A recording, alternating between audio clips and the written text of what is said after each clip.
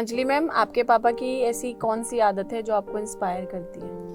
मेरे पापा में ऑनेस्टी और हेल्पिंग बिहेवियर, ये दोनों चीज़ें मैंने बचपन से देखी भी है और इनसे मैं बहुत मोटिवेट भी हुई हूँ। काफ़ी इंस्टेंसेस ऐसे हुए हैं कि कहीं पर किसी को हेल्प की ज़रूरत है तो उन्होंने कभी पैर पीछे नहीं लिया, चाहे वो उनके पर्सनल स्टेक्स उसमें इंक्लूड हो गए हो कि हाँ कुछ भी इमरजेंसी उनके साथ क्रिएट हो सकती है या कोई उनका बेसिकली उसमें बुरा हो सकता है, बट वो हमेशा हेल्पिंग बिहेवियर में हमेशा आगे खड़े रहे हैं और वो शायद मैंने बहुत हद तक खुद में भी लाया है। मतलब बहुत हद तक मेरा जो ये हेल्पिंग बिहेवियर ज़्यादा दिखता है बच्चों को, लोगों को, it is because of that only. I think it is genetic, hereditary है मेरा। That's good, that's good. मेरे पापा कॉलेज में लाइब्रेरियन थे। मेरे पापा मेरी मम्मी बहुत ही ज़्यादा रिजिड और कंजर्वेटिव है और मेरे पापा मेरी मम्मी के बिल्कुल ऑपोजिट थे। मतलब जो मेरी मम्मी कह रही है वो मेरे पापा को बिल्कुल नहीं करना था। सो माई मदर इज़ लाइक, जैसे मम्मी होती है ना, बिल्कुल स्ट्रिक्ट और मेरी मम्मी का ऐसे था कि आप टिफ़िन लेके जा रहे हो तो आप अपना खाना खुद खाओ, किसी और का मत खाओ। मेरे पापा खुद का छोड़ के सबका खाना खाते थे। मतलब उनका साथ ऐसा था कि कोई भी किसी भी पोजीशन पे था, क्योंकि गवर्नमेंट कॉलेज था तो हर पोजीशन का इंसान काम करता है, वो सबके साथ में बहुत ही मिलकर रहते थे। और मैंने तो पापा को पता नहीं किस किस के साथ देखा है जो मैंने मम्मी को कभी नहीं बताया, वरना मेरी मम्मी मेरे पापा को घर में कभी नहीं घुसने देती। ये चीज़ है, ये चीज़ मेरे फादर के साथ में बहुत ऑपोजिट है। और ये चीज़ ना, मतलब मेरे में भी मेरे पापा से आई है कि मुझे फ़र्क ही नहीं पड़ता, बट मैंने कभी नहीं बताया मेरी मम्मी को कि क्योंकि मैं उसी कॉलेज में थी जब मेरे पापा थे, कि मैंने पापा को आज कहाँ देखा। लिटरली मेरी मम्मी मेरे पापा को हवन में बिठा देती। आज तो शुद्धिकरण होगा। तो वो मुझे बहुत है कि सबको इक्वल समझना ना, मुझे वो बहुत अच्छा लगता था उनका, कि मैंने उनसे ये पाया है कि ये चीज़ कि एवरीबडी इज इक्वल। आप कहीं भी हो, किधर भी हो, सब बराबर है, बढ़िया है। त्यागी जी, मेरा आपसे एक सवाल था कि पिता कई बार डराने के लिए या यूं कहें कि मोटिवेट करने के लिए धमकी देते हैं कि अगर नहीं पढ़ेगा तो ये करेगा या ऐसा हो जाएगा, तो आपको क्या वो धमकी थी जो पिता की तरफ से ना पढ़ने पर मिलती थी? सर 2 धमकियां थी। एक तो ये थी कि तेरी शादी करा दूंगा। अब मैं पढ़ लिया, हाँ, तो उन्होंने शादी नहीं कराई। नहीं कराई और हुई में यहाँ मुझे थोड़ा सा डाउट। नहीं कराई। दूसरी एक धमकी और थी कि खेती करवा दूंगा, तो सर वो भी नहीं करी हमने। फिर वो बड़े भाई के पास चले गए तो हम आपके साथ आ गए। पर आप तो पढ़ ही लिए। इसी वजह से तो सर उन्होंने धमकी दे दी थी कि अगर नहीं पढ़ेगा तो कल से ही। देखो, कल्चर का थोड़ा सा डिफरेंस है। हमारे यहाँ ये नहीं कहते थे कि शादी करवा देंगे, हमारे यहाँ ये कहते थे देख ले बेटा, अगर नहीं पढ़ेगा तो शादी नहीं होगी। अच्छा। और देखो, उन्होंने सही कहा, पढ़ लिए तो शादी हो गई। आपके वालों ने धोखा दिया। मतलब हुआ क्या, हमारे पिताजी ने ना जो सोचा वो दूरदर्शिता उनकी दूसरे वे में हो गई। हालांकि होना तो ये चाहिए था कि 2-3 बार जो है चीजों को कर लिया जाता, लेकिन कोई बात नहीं सर, कई बार चीजें हो जाती। पीड़ा है जो झलक रही है। तो सर एक सवाल मैं आपसे पूछना चाह रहा हूँ कि जब आपने अड्डा ज्वाइन किया या फिर आप जब सबसे पहले ऑनलाइन पढ़ा रहे थे, जब आपके पिताजी ने आपको स्क्रीन पे देखा, फोन पे, कंप्यूटर में, उनका क्या रिएक्शन था तब? वो तो खैर आपको बाद में पता लगेगा, उन्होंने आपसे क्या कहा? सर मेरे पिताजी जो हैं और मैं भी काफी कम एक्सप्रेसिव हैं, खासकर एक दूसरे को लेकर। तो मतलब वो उन्होंने कभी ऐसा मुझे लगता नहीं कि ऐसे कि बढ़िया पढ़ाता खराब पढ़ाता से कुछ कहा होगा। पर मुझे ध्यान है कि जब मैंने पढ़ाना शुरू किया तो मैं बहुत ही अलग ऐसे परिवार से आता था जिसका काम थोड़ा सा अलग था और मैं पढ़ाने की तरफ जा रहा था। तो मेरी जो पहली नौकरी थी उसकी सैलरी 5,000 थी और मैं घर से जो है स्कॉर्पियो लेके पढ़ाने जाता था। मेरा 6-7 हज़ार का तेल लग जाता था। लेकिन मुझे आज भी ध्यान है, मेरे पिताजी ने कभी ये नहीं कहा कि ये क्यों कर रहा है। उन्होंने यही कहा था कि छोटा बड़ा कुछ नहीं होता, अगर तुझे मजा आ रहा है तो यही करो। तो ये मेरा पहला इंस्टेंस था पढ़ाने को लेकर।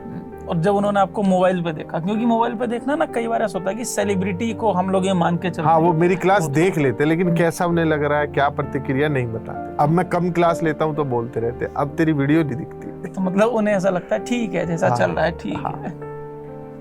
सही है सर। आप अगर त्यागी जी याद हो आपको, जी क्या कहा आपकी पहली वीडियो देख के? मुझे तो सर कितनी खराब हिंदी पढ़ा रहा है। सर ऐसा ही कुछ था। क्योंकि वो खुद हिंदी पढ़ा चुके हैं। ये यही कारण था। वो मम्मी पापा ने दोनों ने वीडियो देखी, छोटी वाली बहन ने उन्हें वीडियो दिखाई कि मम्मी वो बड़ी खुश होकर आई, तो उन्होंने 10 मिनट तक तो सबसे पहले वीडियो देखी, छोटी बहन की जुबानी बता रहा हूँ मैं। और देखने के बाद वो कह रहे ठीक है पढ़ा नहीं पाएगा। फिर मम्मी जी ने कहा क्यों नहीं पाया, तुम्हें तो यही है लड़के को अपना जो है डांटते रहते हो हर समय, हमेशा डिमोटिवेट तो किया है, मतलब कभी से आगे भी आगे बढ़ने अच्छा का भी मौका कह दिया तो दो, करो। अच्छा कह दिया करो।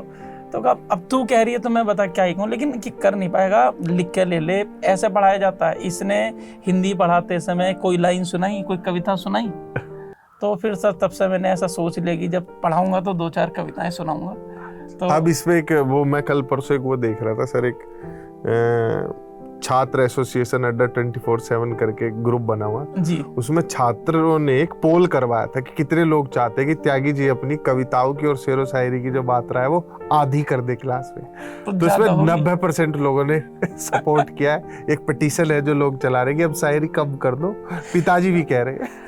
तो ये बच्चे सर वो होंगे जो यूजीसी नेट वाले, टीजीटी पीजीटी वाले नहीं होंगे। तो मेरा टारगेट थोड़ा बड़ा है, तो इसलिए माफ करो 90% बच्चों, लेकिन जब तुम्हारी क्लास में घटेगी नहीं जब तुम्हारी क्लास में आएंगे तो शायरी कम कर दी जाएगी। तो इसी बात पे सर पिता के लिए एक शेर हो जाए। सर पिता के लिए तो इतना ही है कि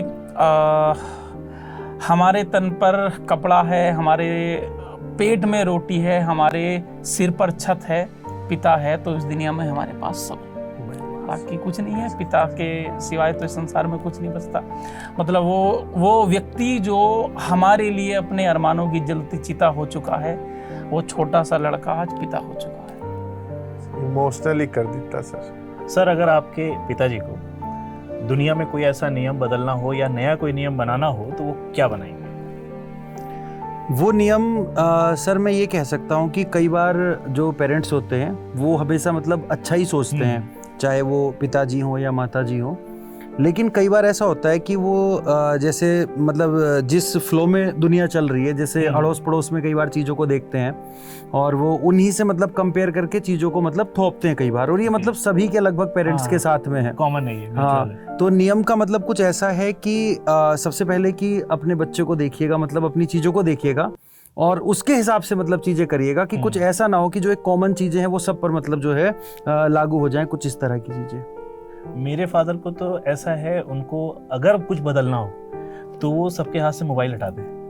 ये बात सर मतलब लागू होती है, बट आजकल अगर मोबाइल को देखें तो मोबाइल जरूरत है। हाँ ज़रूरत है, लेकिन हम लोग एक्सेसिव यूज़ भी करते हैं और ये सही भी है। लेकिन कभी कभी ऐसा लगता है कि फादर को मेरा ये है कि भाई फ़ोन अगर हट जाए तो दुनिया के सारे काम हो जाएंगे। हाँ ये बात तो है। कभी कुछ हो गया, अरे ये काम मैंने कहा था तुमसे सुबह किया, अरे भूल गए, हाँ मोबाइल से कहाँ फुर्सत है, वही चीज़ ये करना था तुमने किया, अरे भूल गए, हाँ दिन भर रील देखोगे तो कहाँ से फुर्सत मिलेगी। तो मुझे ऐसा लगता है कि चूंकि इस पे बहुत डांट पड़ी है, आज भी पड़ती है, अब बच्चा कितना ही बड़ा हो जाए बाप के लिए तो बेटा ही हो, तो वो हमेशा डांट पड़ती है। मुझे ऐसा लगता है कि मेरे फादर को अगर हटाना हो तो दुनिया भर के मोबाइल, दुनिया भर के फ़ोन, रील वगैरह सब खत्म कर दो। हाँ सर मैं मतलब ये पूछना चाहता हूँ आपसे कि अभी कुछ ऐसी चीज़ें होती हैं, हम ना अलग अलग जगह से अलग अलग चीज़ों को सीखते हैं, बट कौन सी ऐसी बात है जो आपने अपने मतलब पापा से सीखी है और वो फिर आगे भी आप उसको जो है जैसे हमारे स्टूडेंट्स हो गए या फिर आपके जानने वाले हो गए, उनको वो चीज़ पास करते हो कि हाँ ऐसी चीज़ें करनी है? सर 2 चीज़ें बहुत इंपॉर्टेंट है। एक तो अगर प्रोफेशनली मैं सोचूं तो मेरे फादर आज भी कहते हैं कि जैसे होता नहीं कि हम बड़े बहुत तो किसी कैजुअल कोई काम को लेते हैं, हम जो काम कर रहे हैं हमारा प्रोफेशन है, कभी हम उसमें ढीले पड़ गए, अरे ये काम नहीं करेंगे, ऑफिस का ये काम, तो फादर मेरे कहते हैं जो काम है जब तक उसमें हो तो एटलीस्ट उसमें 100% देने की कोशिश करो। दूसरा जो सबसे बड़ा उनकी लाइफ में भी जो दिखता है मुझे, आज भी वो आलस नहीं करते हैं। हम लोग कर जाते हैं, कभी कुछ सुबह कोई काम बोला, अच्छा कर देंगे, हमने बहाना मार दिया, लेकिन वो खुद वो काम कर देते। तो आज भी उनकी लाइफ में वो लगा हुआ है, वो उनसे सीखने को मिलता है। मतलब ये एक तरीके का डिसिप्लिन ही हाँ वो डिसिप्लिन आप कह सकते हैं। एक तो डिसिप्लिन और दूसरा जो काम कर रहे हो, अगर कोई दूसरा काम नहीं जब तक मिला है तो जिस काम में जब तक हो उसमें 100% दो, दूसरा मिल जाएगा भाई पहले को छोड़ देना। अच्छा मेरे साथ में ये है कि मेरे जो फादर हैं वो पुलिस से रिटायर्ड है जी। तो जब हम स्कूल के दिनों में होते थे या नई हमने बाइक चलानी सीखी थी, बहुत सारी चीज़ें हैं, तो वो हमेशा यही बोलते थे कि जैसे कई बार क्या होता था कि बाइक की चेकिंग चल रही है, बिना ड्राइविंग लाइसेंस के बाइक चला रहे हैं या 3 को बैठाया हुआ है, तो उसमें वो हमेशा बोलते थे कि बेटा कभी ये बात आप मत लेके आना कि हमारे पापा तो पुलिस में हैं और हम तो बच जाएंगे, ये सारी चीज़ें। तो कभी कोई ऐसा काम मत करना जिससे फिर वो बात मेरे तक आए और हमें बदनामी मिले उस चीज़ की, और फिर वो काम मतलब हाँ अगर कहीं हाँ शर्मिंदा होना पड़े, हाँ काम ठीक है तो फिर कोई दिक्कत नहीं, लेकिन गलत कामों में कभी कहीं नाम ना आ जाए और केवल इस बात में आप रहो कि नहीं पुलिस में है सारी चीज़ें। तो वो चीज़ मेरे जीवन में आज तक है कि आज तक मैंने कभी भी कहीं भी कुछ ऐसा मतलब नहीं किया कि जहाँ से उनको वो थोड़ा सा सुनने को भी मिले मेरे बारे में या चीज़ें भी मिले।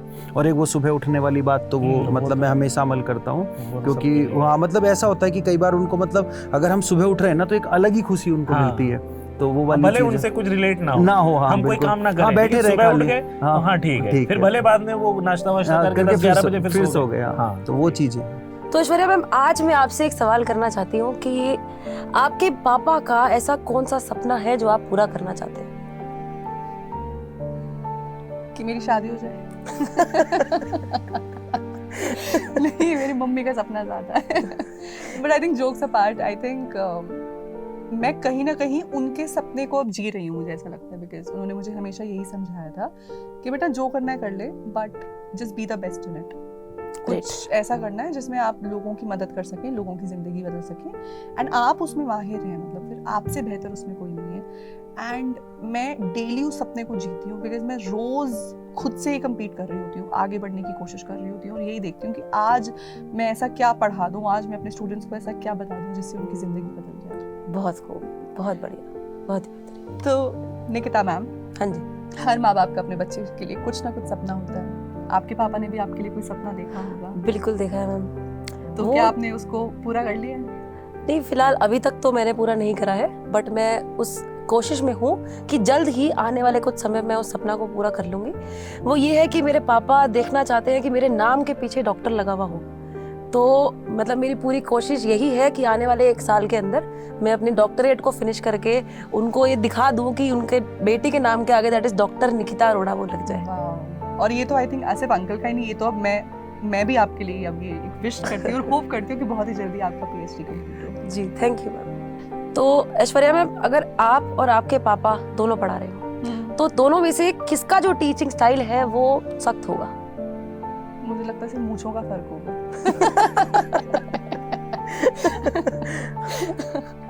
यही है मेरा आंसर। अच्छा, अगर यही सवाल मैं आपसे पूछूं, had your father been teaching, so how different or similar your teaching styles would have been? जैसा कि अभी सब स्टूडेंट्स को पता है, मैं बहुत ही शांत, और अगर किसी को कुछ नहीं भी समझ आ रहा तो मैं 4 बारी भी बता दूंगी। लेकिन अगर मेरे पापा पढ़ा रहे हो तो वो साइड में एक चप्पल लेके पढ़ाएंगे कि अगर तुम्हें नहीं आता, मैं 2 बार बता चुका हूँ, तुम्हें फिर भी नहीं आ रहा है, तीसरी बार समझ तो तीसरी बार नहीं आया तो पढ़ेगी बेटा, अब तो पढ़ी।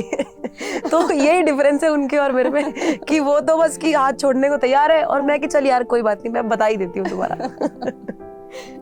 तो ऐश्वर्या मैम, स्टूडेंट्स के साथ आप एक अपने पापा की एक बचपन की कहानी शेयर करो आज।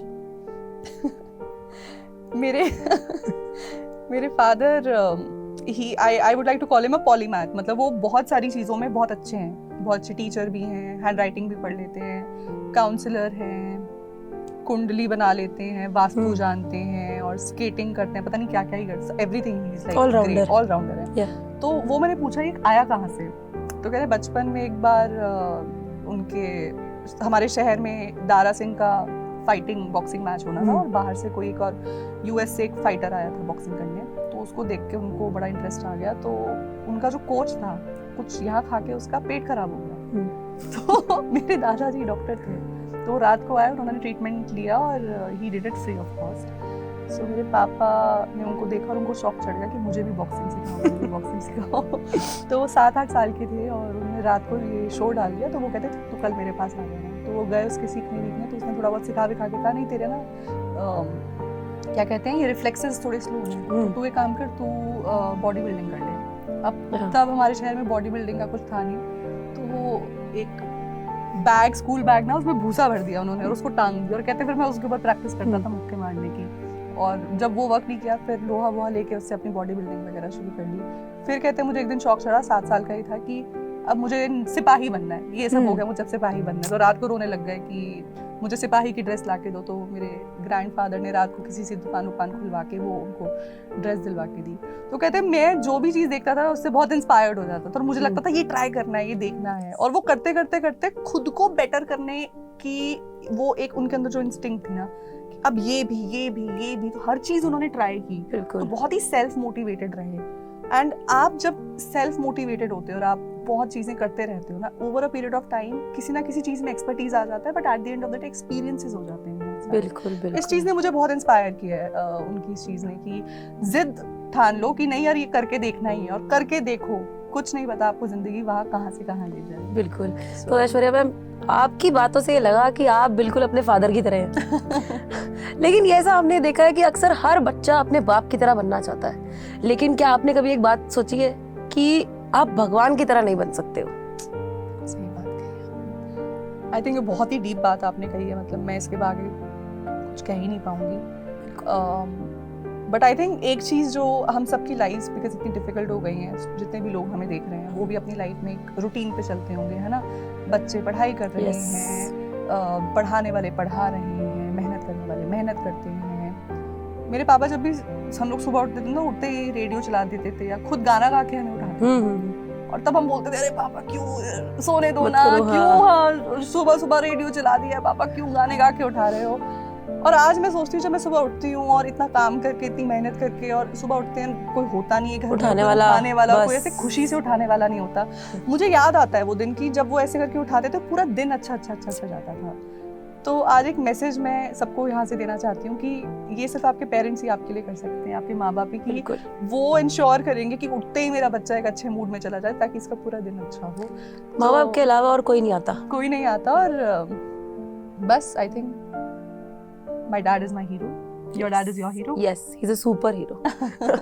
तो आपके डैड भी आपके लिए सुपर हीरो ही है। जावेद सर, ये बताइएगा, कभी पापा के साथ आप बैठे हो जी और कभी मोबाइल में बज गया गाना जी किसी भी प्रकार का, जी। तो क्या एक्शन होता था, क्या रहता था, और लेकिन- कौन सा गाना बजा?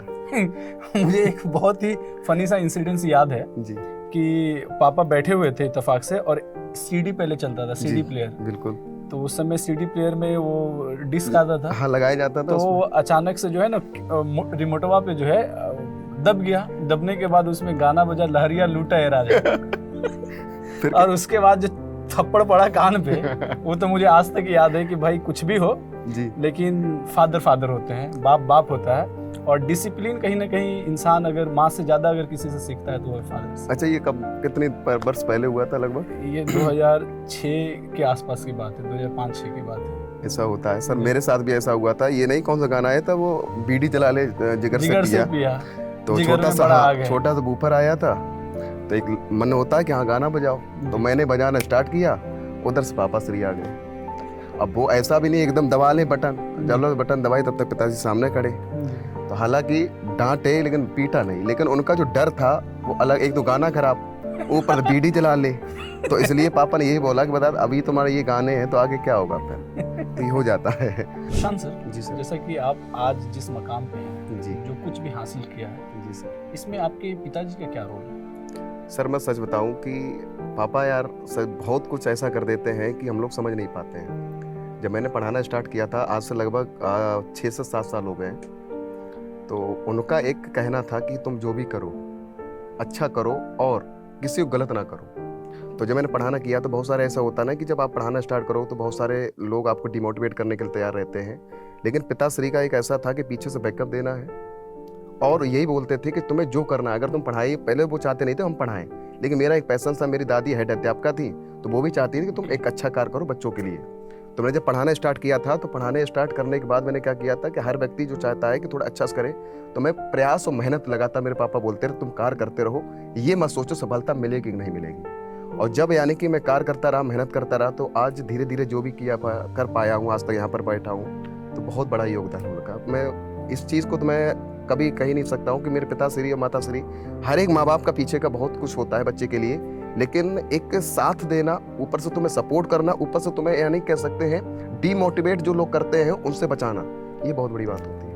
बहुत बढ़िया। जी रही बात मैं अपने कंडीशन में अगर कहूँ तो कहते हैं कि धूप, चिलमिलाती धूप में एक फादर मुझे जो है एक छाता के जैसे लगता है। बिल्कुल सही बात है। जो ठंडी छांव आपको प्रदान करते हैं, और ख़ास तौर से मैं जिस गांव से आता हूँ सर, और जब मैं पहली बार डीयू की तरफ चला, डीयू का एग्ज़ाम मतलब डीयू के फॉर्म भरने के लिए उस समय तो सेंट्रलाइज फॉर्म होते हाँ थे। बिल्कुल होते थे। तो फादर मुझे कहें कि जो ना हो जाते, जबकि उनके पॉकेट में पैसे नहीं है, लेकिन वो फादर मोटिवेट कर रहे हैं कि तू जो हो जाते। ये अपने आप में बहुत बड़ी बात होता है सही बात। कि एक फादर कह रहा है कि जो हम जुगाड़ कर ले। उनके पॉकेट में एक पैसा नहीं है, वो फादर ये कह रहे हैं अपने बच्चे से कि जाओ होगा, और आ गया मैं। अंत समय तक उन्होंने इंतजाम करके उन्होंने भेजा, एडमिशन हुआ मेरा। और ऐसे हमेशा रहा इस जर्नी में कि उन्होंने कभी भी ये नहीं कहा कि कोई भी फॉर्म भर रहे हो, कोई भी एग्जाम देने जा रहे हो तो ना जो, ऐसा कभी नहीं कहा। अच्छा, जो हो जाते, ये जो हो जाते जो शब्द है ना, आज यहाँ पर बैठाया है। आज यहाँ पे बैठा है। आज में बहुत कुछ आपने एग्जाम भी क्रैक किए हैं और आज जाने कितने बच्चों को मंजिल तक पहुंचाया है। जी, ऐसे बहुत सारे एग्जाम्स हैं, चाहे वो हरियाणा के एग्जाम हो, चाहे बिहार का बीपीएससी के एग्जाम्स हो, या डिफरेंट एग्जामिनेशन। जी, मतलब कि आप जब पढ़ा रहे होते हो उस समय एक अध्यापक के रूप में एक कॉम्पिटिटर भी होते हो आप। बिल्कुल सही बात है, ये तो बात सही है। और आप उस नजरिया से जब पढ़ाते हो तो बच्चे भी कनेक्ट कर पाते हैं कि आज मॉडर्न युग में जिस तरह से कंपटीशन का लेवल बढ़ रहा है, आप अगर उनके लेवल पे खड़े नहीं उतर रहे हैं तब तक आप अच्छा पढ़ा नहीं सकते। बिल्कुल सही बात है, ये तो है। आपके पापा ने आपकी पढ़ाई या करियर के लिए सबसे बड़ा त्याग क्या किया है? हमेशा जहाँ पर भी उनकी पोस्टिंग रही है, मेरे फादर आर्मी में थे, जहाँ पर भी पोस्टिंग रही है वहाँ पर हम लोगों को साथ में रखना, और चाहे वो फील्ड एरिया हो, चाहे वो मतलब पीस एरिया हो, तो वहाँ पर हमें वो सारी फैसिलिटीज़ देना, तो सबसे बड़ा त्याग तो मुझे लगता है ये है। तो अच्छा सर, मैं अपने बारे में बताती हूँ। तो मैं 6th क्लास में थी, उसके आसपास मेरे फादर का ट्रांसफ़र हो रहा था, लेकिन हम वहाँ पर इसलिए नहीं गए क्योंकि मैं पढ़ाई में अच्छा कर रही थी, एंड मेरे स्कूल में भी जो प्रिंसिपल थे वो रेडी नहीं थे मुझे भेजने के लिए कि आप स्कूल में अच्छा कर लोगे, और मैं काफ़ी सेटल थी। तो मेरे पापा ने वो चीज़ को छोड़ दिया और कहा कि यहीं कंटिन्यू करेंगे पढ़ाई, क्योंकि बच्चे की पढ़ाई मैटर करती है। तो मैम, मेरा एक लास्ट क्वेश्चन है, हाँ। आप आज इतने अच्छे एजुकेटर हो, मतलब लाइफ में सक्सेस हो, तो ऐसा क्या सीखा आपने अपने पापा से कि आपको लाइफ में इतनी सक्सेस मिली, जिससे हमारे जो स्टूडेंट्स हैं वो भी रिलेट कर पाएँ? सर वैसे तो मैंने अपने फादर से एंडलेस लेसन्स लिए हैं, लेकिन एक जो चीज़ मेरे जहन में हमेशा रहती है वो यही है, उन्होंने मुझे सिखाया है इनफैक्ट कि आप ज़िंदगी के किसी भी मुकाम पर पहुंच जाएं, आपको हमेशा डाउन टू अर्थ रहना सीखना है, आपको हमेशा हम्बल रहना है। और यही चीज़ें मैं अपनी स्टूडेंट्स को भी कहती हूँ कि ज़िंदगी में आपको सक्सेस और फेलियर्स मिलते रहेंगे, बट जब आप अपनी मेहनत को लेकर कंसिस्टेंट हो ना, आप लगे हुए हो, तो ऐसा कोई भी गोल नहीं है जो आप हासिल नहीं कर पाओगे। सर आपने क्या सीखा? मेरे फादर से मैंने जो सीखा है वो है discipline, time management and dedication. मेरे फादर बहुत पंक्चुअल थे और वो पंक्चुअलिटी आज मतलब मुझ में भी है। मैं कभी भी किसी चीज़ के लिए लेट नहीं होता हूँ, मैं चीज़ें पहले से प्लान रखता हूँ। मुझे लगता है हर स्टूडेंट को भी ये चीज़ें रहनी चाहिए कि आपका पेपर आ रहा है या आपको कल कहीं जाना है तो उसकी तैयारी आज हो जानी चाहिए, तो ये आपको लाइफ में बहुत सारी चीज़ें आसान कर देता है। सर कोई ऐसा पल है जो आपने अपने पेरेंट्स के, अपने पापा के साथ बिताया हो और जो आप फिर से जीना चाहते हो उस पल को? मैम, सबसे पहली बात तो ये है कि माँ बाप के साथ हर एक पल ना बहुत महत्वपूर्ण होता है। पापा के साथ मेरा एक पल है जो बचपन में मैं क्या करता था ना, पढ़ाई से भागता था, तो पढ़ाई में मन ही नहीं लगता था, हालांकि अब पढ़ाई का ही काम कर रहा हूँ। हाँ। तो पापा ने कहा चल एक बार ना खेत में लेके चलता हूँ तेरे को, तो वो वहाँ पे काम कराना स्टार्ट किया। फिर पापा ने कहा देख, सबसे आसान काम ना पढ़ाई ही है और सारी चीज़ें मुश्किल है, तो जो कर रहा है वो बेस्ट कर रहा है, तो उसी को ही करता है। हाँ, मेरे लिए अगर मैं बात करूँ कि मैं हर एक पल जब भी मैं पापा के साथ रहती हूँ तो मैं एक सेफेस्ट पर्सन है वो मेरी लाइफ के, तो उनके साथ एक बिताया हुआ कोई भी पल हो, अब भी वो पल मतलब बिल्कुल सेम ही रहते हैं। लड़कियों के लिए शायद वो पल जो पुराने थे वो अभी भी वैसे ही रहते हैं। मैम, अभी आप पढ़ा रहे हो बच्चों को, इतने लाखों बच्चों को पढ़ाते हो डेली, तो पापा की वो कौन कौन सी चीज़ें हैं जो अभी आपको फ़ायदा देती है कि यार ये चीज़ें अभी भी काम दे रही हैं, आगे भी काम देंगी इस लाइफ में?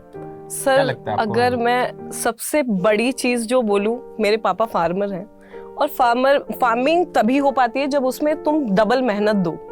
तो सबसे बड़ी चीज़ जो रही है यहाँ तक आने में वो मेरी मेहनत रही है, क्योंकि मैंने कहीं ना कहीं पापा को देखा है कि हाँ खेत से आ रहे हैं, एकदम हमारा एकदम फार्मिंग ही होती है, पापा एकदम फार्मर ही हैं। हाँ, वो बात अलग है कि हम लोग आज बहुत अच्छी पोजीशन पर हैं, तो वो पापा की मेहनत की वजह से ही है। तो उनसे वो मेहनत जो है वो क्वालिटी मुझ में आई और वो मेहनत ही शायद आज मैं डिलीवर कर रही हूँ, उसी मेहनत की वजह से मैं आज यहाँ भी हूँ। बिल्कुल मैम।